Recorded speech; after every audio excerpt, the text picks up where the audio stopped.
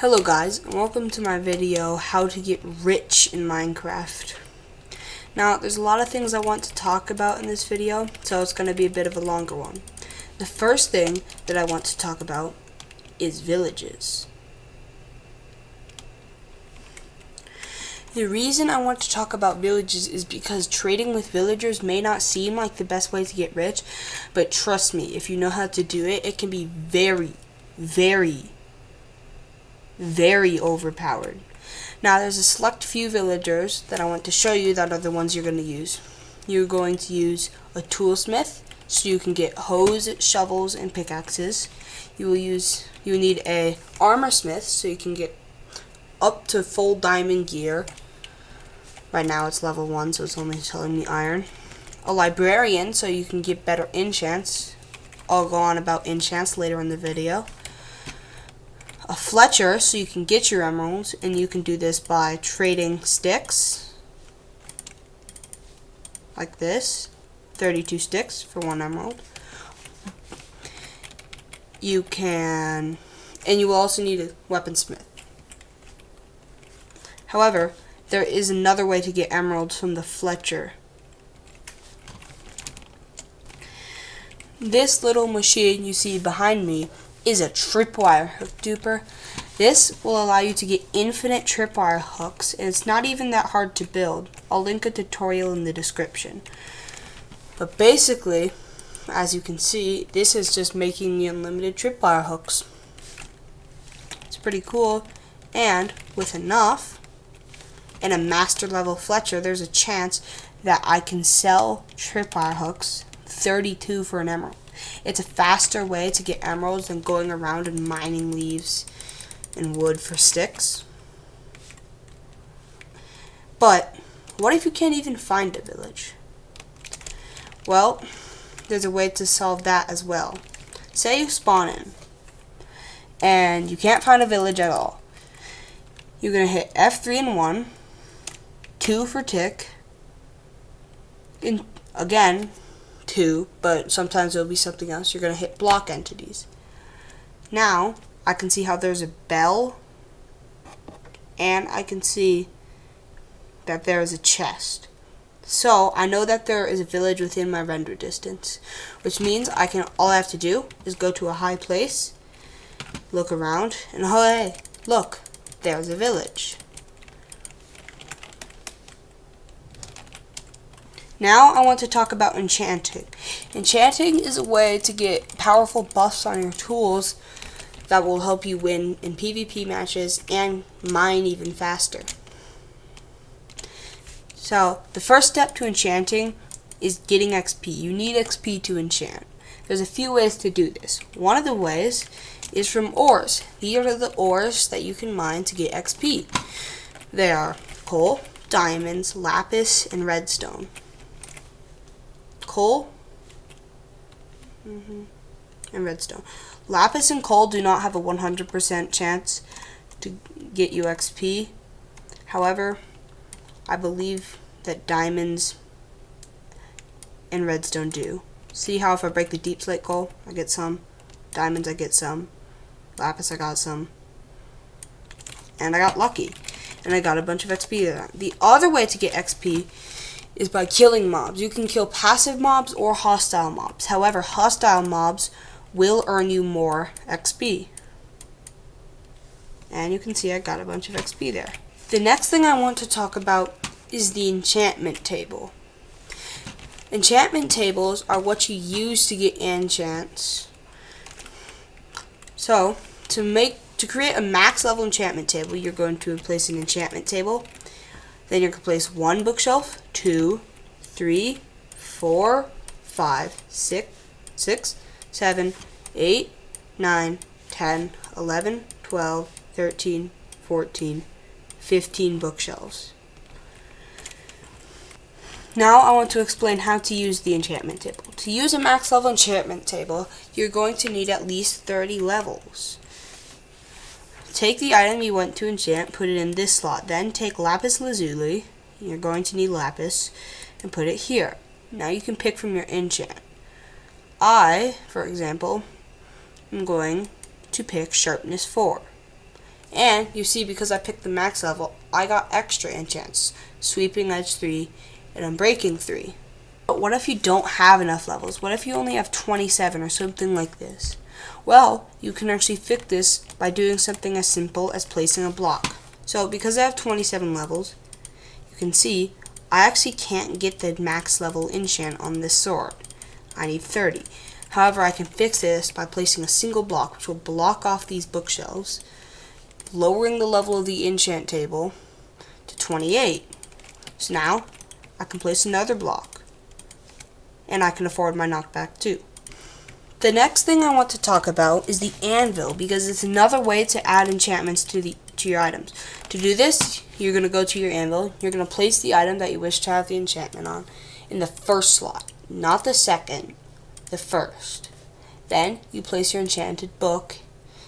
It's going to cost a different amount of levels based on how powerful the enchant is. Now, one thing I'd like to mention is if you do place it like this, it's just not going to work. I have to switch them, but then I can put knockback 1 on my sword. Say that you have some basic iron gear, you have some food, some torches, some blocks, the basic tools, and some armor. And you want to find a cave to get yourself some diamond gear, but you just can't find a cave. Well, there is no like pyrite or complicated method to find a cave. One way is to just build up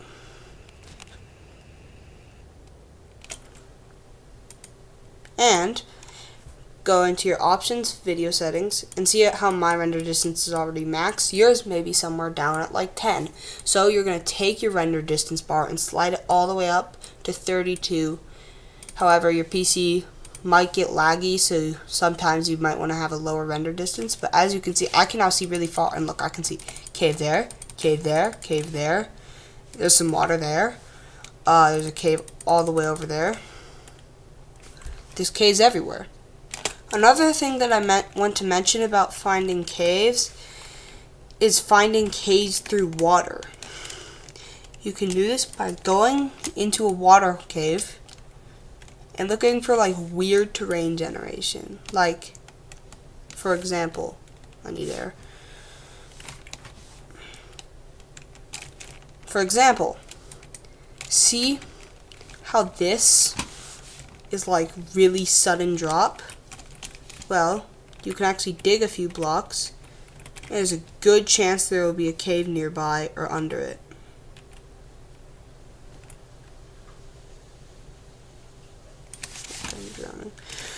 There wasn't a cave there, but basically you look for weird terrain generation, and there's a good solid chance that there will be a cave under there. Weird terrain generation, by the way, looks like, basically, I want you to look at overworld terrain and see how it's this kind of like, it goes a few blocks and it goes up one block, a few blocks up one block. Basically, if it's underwater and it's not acting like that, and it's like a bunch of weird like ups and downs at extreme angles, there's a good chance there's a cave there, because the game makes the ocean floor first, and then when it wants to put a cave under it, it'll just move the ocean floor up, so it becomes really obvious that there is a cave there. Say once you have found your cave, you want to learn how to get in and out safely without getting killed by skeletons, creepers, and zombies. Well, basically what I'd recommend is opening up a survival world, giving yourself a kit like me, some iron armor, some food, some torches. Go find a cave and just run around, you know? Try and survive as long as you can. Find ores, mine them. Practice blocking yourself off in a bad situation. Like, say I'm low here, I can go like this.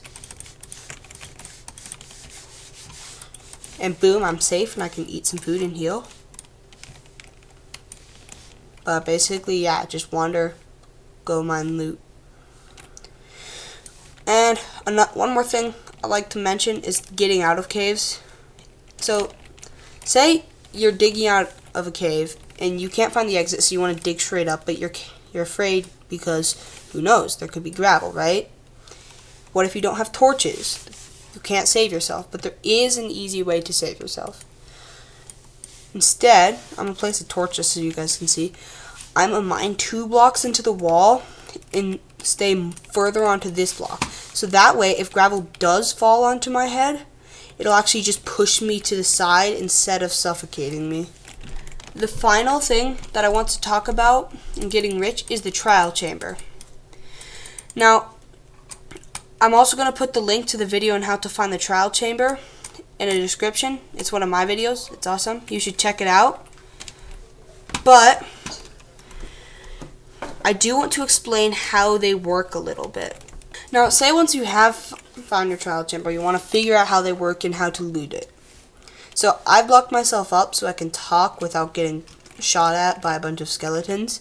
But basically, it works by you do regular level vaults in trials, which are going to be easier than hard levels. And you can see I can pillar up here. And there's going to be some mobs spawning, some zombies, right? And I have to kill a bunch of these zombies without dying, unless I have my spawn set, which I do not. And sometimes they'll spawn with gear, like iron swords.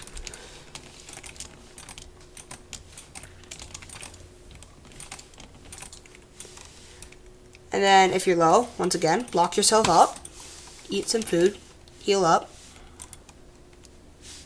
come back out. And see how I've defeated the trial, I've killed all the zombies, and now I get this trial key. I can come down here and I can use it on this. And when I use it on this, there's a chance that I'll get an ominous bottle, which is what I really want. But I'll also get a bunch of other goodies. Say once I do have my ominous bottle, I want to know what it does. And you need this a lot for raids and other stuff, but you also need it to get the mace. So once you drink it, what's going to happen is the trial is going to get a lot harder. Like, the mobs are going to have diamond armor, a bunch of good gear. It's going to be tough. And also, potions and wind charges will be falling from the sky, so you also have to watch out for that. But see how this zombie has, like, an enchanted iron sword and, like, diamond armor.